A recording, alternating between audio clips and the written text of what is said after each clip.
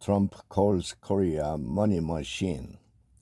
Former U.S. President Donald Trump referred to South Korea as a money machine, claiming the country would be paying $10 billion annually if he were still in the White House.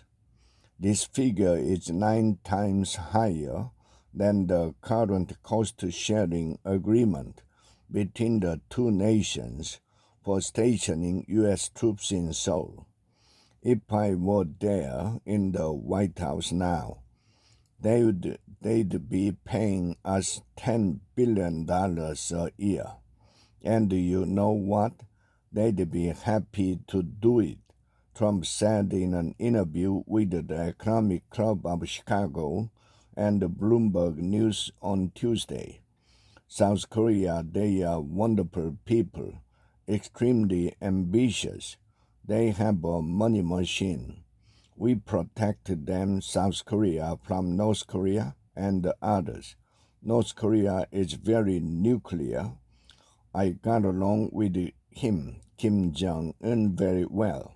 But they, South Korea, don't pay us anything. And I said, this is crazy, Trump added, emphasizing the push he made during his presidency for South Korea to increase its contribution for U.S. troops stationed in the country.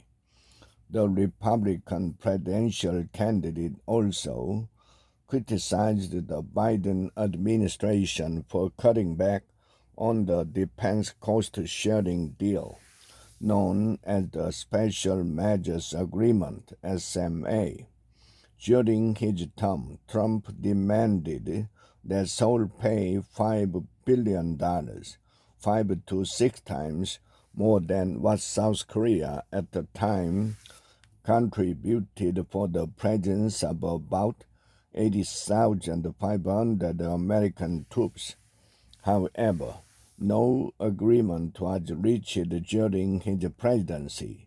It was not until the Biden administration took office in January 2021 that the two countries reached a compromise. Earlier this month, South Korea and the United States finalized new SMA negotiation, setting Seoul's contribution for the stationing of U.S. Forces Korea, USFK, through 2030.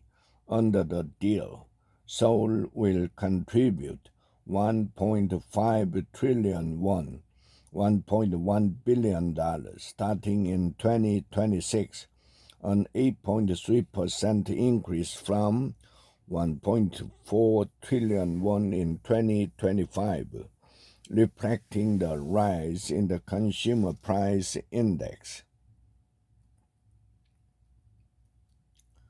Since 1991, South Korea had shared the financial burden of U.S. troops under the SMA, covering costs for USFK workers, military facilities, and other support staff. Trump also referred to North Korea's recent destruction of an inter-Korean road, commenting that South Korea is now cut off from Russia and China. He implied that this isolation could give the United States leverage to renegotiate economic agreements with Seoul in ways more favorable to American interests.